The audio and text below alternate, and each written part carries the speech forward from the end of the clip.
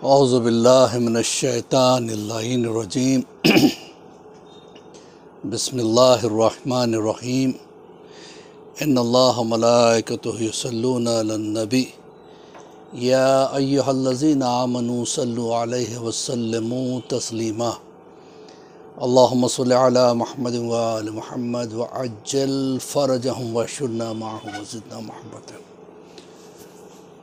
محترم ناظرین، السلام علیکم ورحمۃ اللہ وبرکاتہ۔ میں مولوی مرزا عباس علی خوئی دوبارہ آپ حضرات کے سامنے آج کی سنڈے میں ایک اور ٹاپک لیے تربیت اولاد کے حوالے سے لیسن نمبر 141 141واں درس لے کے آپ کے سامنے حاضر ہوا ہوں۔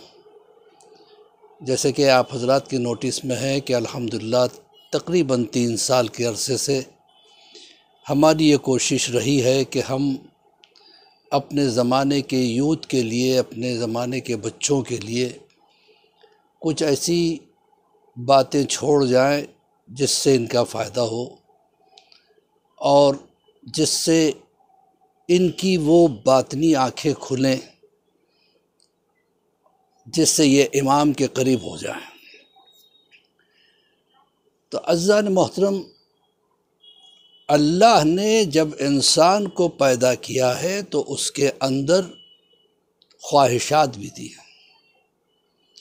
انہی خواہشات میں سے ایک خواہش اور ایک اس کی چاہ جو ہے وہ ہے محبت۔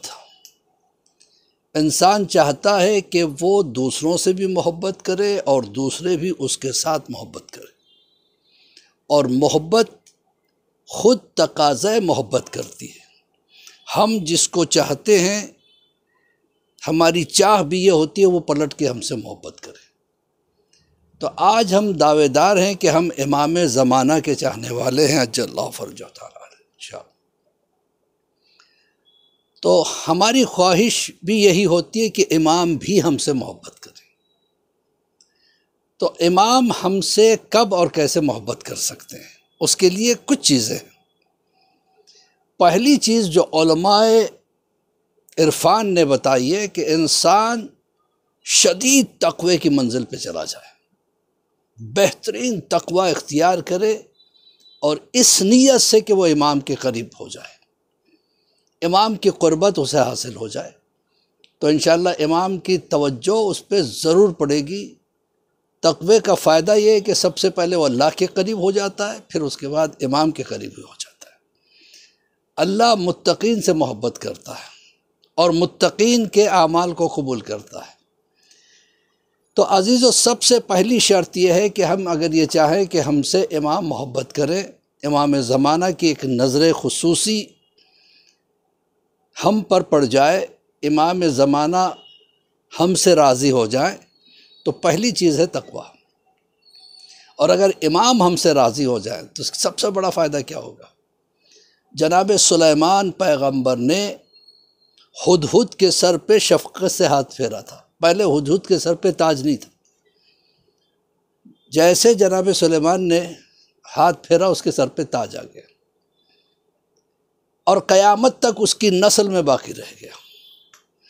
تو آپ سوچیں، سلیمان جیسا نبی اگر شفقت سے، محبت سے ہدہد کے سر پہ بھی ہاتھ پھیر دیتا ہے تو رائگاں نہیں جاتا، تو اگر امام زمانہ ہمارے سر پہ شفقت سے ہاتھ پھیر دے تو ہمیں کیا کچھ اللہ نہ دے گا۔ تو پہلی شرط یہ ہے کہ وہ تقوی اختیار کرے۔ دوسری چیز یہ ہے جو اعمال میں ہمیں ملتی ہے، دعائے ندبہ۔ دعائے ندبہ ایک ایسی دعا ہے جو امام سے ہمیں قریب کر دیتی ہے۔ جو دعائے ندبہ پڑھتا ہے امام اس سے محبت کرتے ہیں۔ ہم اللہ سے محبت کریں، امام سے محبت کریں، یہ اور بات ہے۔ اللہ ہم سے محبت کرے، امام ہم سے محبت کرے، دیکھیے کتنا بڑا درجہ ہے۔ یہ درجہ حاصل ہوتا ہے دعائے ندبہ کے ذریعے سے۔ دعائے ندبہ کی بہت بڑی تاکید ہے، بالخصوص اس زمانے میں، غیبت امام زمانہ میں حالات بڑے خراب چل رہے ہیں۔ اس وقت لوگ اسلام دشمن بنتے جا رہے ہیں، تو بہرحال وہ ایک الگ ٹاپک ہے، میں اس پہ نہیں بولنا چاہتا اس وقت۔ تو عزیزو، دعائے ندبہ اگر کوئی روزانہ پڑھے تو کیا ہی کہنا، ورنہ دعائے ندبہ کی کچھ مخصوص ڈیٹس ہیں، جیسے عید رمضان ہوئی پہلی شوال کی پہلی تاریخ، اسی طریقے سے غدیر، عید غدیر میں دعائے ندبہ کا پڑھنا، 10ویں ذی الحجہ کو، 18 ذی الحجہ کو دعائے ندبہ کا پڑھنا، اور جمعہ کے دن دعائے ندبہ کا پڑھنا بہت زیادہ تاکید ہے۔ جمعہ چونکہ مخصوص دن امام زمانہ کا ہے، اگر کوئی روزانہ نہ پڑھ سکے تو ہفتے میں ایک مرتبہ وہ ہے جمعہ کے دن ضرور دعائے ندبہ پڑھا کیجیے گا، پھر آپ دیکھیے آپ کی ڈیسٹنی بدل جائے گی۔ اگر ہر جمعہ نہیں پڑھ سکتے تو کم سے کم مہینے میں ایک مرتبہ، مہینے میں ایک مرتبہ نہیں پڑھ سکتے تو سال میں ایک مرتبہ، سال میں ایک مرتبہ نہیں پڑھ سکتے تو زندگی میں ایک مرتبہ مومن کو پڑھنا ہی پڑھنا چاہیے۔ اور ایسی بڑی مثالیں ملتی ہیں۔ آیت اللہ قادمی، آیت اللہ قادمی نے ایک چیز کو لکھا ہے، بتایا ہے، ان کا کہ وہ ایک مرتبہ زیارت امام رضا علیہ السلام کے لیے مشہد تشریف لے گئے، تو مزار کے سامنے بیٹھے ہوئے تھے، اچانک امام کی یاد ترس آئی، تڑپائی امام کی یاد، امام زمانہ کی یاد آ گئی تو رونے لگے کہ میں کتنا بد نصیب ہوں، میرا امام موجود ہے، میں دیکھ نہیں سکتا۔ دیکھیے ایسی تڑپ ہونا ضروری ہے انسان۔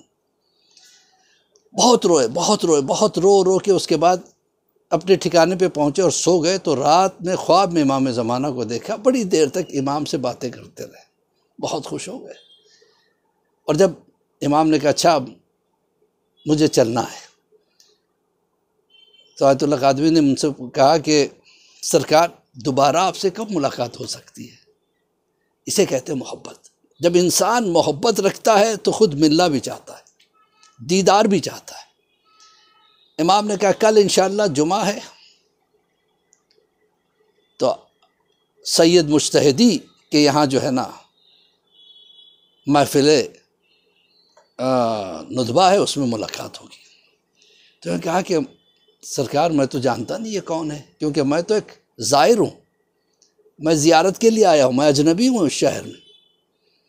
کہا تم پتہ کر لینا۔ آنکھ کھل گئی، دوسرے دن صبح فوراً امام رضا کے یہاں پہنچے، تمام اعمال وغیرہ سے فارغ ہونے کے بعد وہاں کسی خادم سے پوچھا کہ یہاں محفل دعائے ندبہ کہاں ہوتی ہے؟ تو کہا یہ تو سید مجتہدی کے یہاں ہوتی ہے اور ان کا گھر فلاں جگہ ہے۔ یہ کہتے ہیں جب میں وہاں پہ پہنچا ہوں تو میں نے ایک عجیب روحانی ماحول دیکھا، اور پھر میں نے اسی امام کو جو میں نے خواب میں دیکھا تھا لوگوں کے درمیان میں بیٹھے ہوئے، اپنے عاشقوں کے درمیان میں بیٹھے ہوئے پائے۔ یہ اور بات ہے کہ لوگ ان کو پہچان نہیں رہے تھے۔ تو یہ ہے دعائے ندبہ۔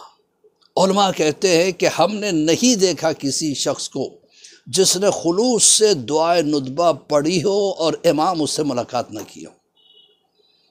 ہمارا بھی دل چاہتا ہے کہ ہمارے گھر ہمارے امام زمانہ ہیں، تو ہم اپنے گھروں میں محفل دعائے ندبہ برپا کریں جمعہ کے دن۔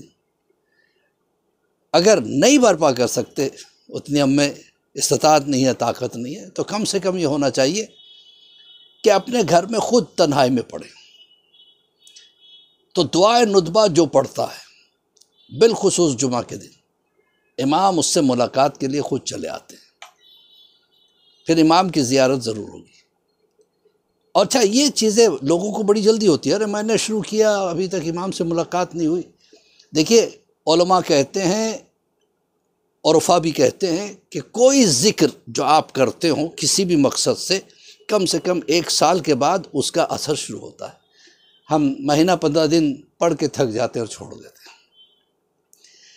پھر علماء کہتے ہیں کہ ایک دوسری چیز امام سے ملاقات کے لیے وہ ہے نماز استغاثہ امام۔ ویسے تو کئی نمازیں ہیں استغاثہ کی، اس میں سے ایک طریقہ یہ بھی ہے کہ صبح کی نماز کی طرح آپ 2 رکعت نماز پڑھیں گے، نیت کریں کہ 2 رکعت نماز استغاثہ امام زمانہ پڑھتا ہوں میں یا پڑھتی ہوں میں قربتاً اللہ، اللہ اکبر، بالکل صبح کی نماز کی طرح پڑھنے کے بعد ہاتھوں کو آسمان کی طرف اٹھائیں اور 595 ٹائمز، 595 مرتبہ، یا حجت القائم یا حجت القائم، یا بالکل محسوس کرتے ہوئے امام کو دل سے آواز دیں، پھر اس کے بعد سجدے میں چلا جائے، اور 70 مرتبہ یا صاحب الزمان اغیثینی یہ پڑھے۔ اس کے بعد جو دعا آپ مانگیں گے ہر دعا قبول ہوتی ہے۔ بالخصوص علماء فرماتے ہیں کہ اگر کوئی اللہ کو امام زمانہ کے حق کا واسطہ دے کے جو سوال کرے، جو دعا مانگے، اللہ فوراً اس کی دعا قبول کرتا ہے۔ اور خود امام سے اگر دعا مانگنی ہو تو اللہ کا واسطہ دے۔ اور پھر ایک نام جو امام کو بہت زیادہ پسند ہے وہ ہے فرزند زہرا صلوات اللہ علیہ، یا فرزند زہرا صلوات اللہ علیہ، بلکہ جب آپ دعا مانگیں گے تو امام فوراً اس کی مدد کے لیے چلے آتے ہیں۔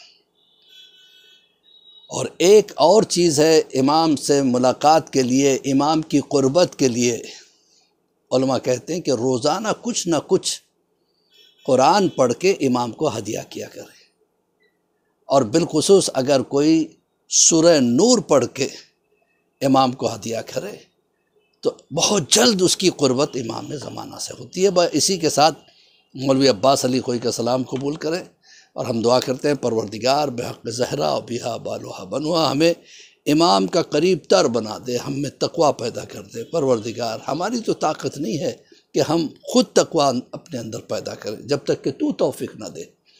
مالک ہمارے عبادتوں کی توفیق میں اضافہ فرما، ہمارے بچوں کو نیک اور صالح بنا، امام کے ظہور میں تعجیل عطا فرما، ہم سب کو امام کے چاہنے والوں میں شمار فرما۔ وقت والسلام ورحمۃ اللہ وبرکاتہ۔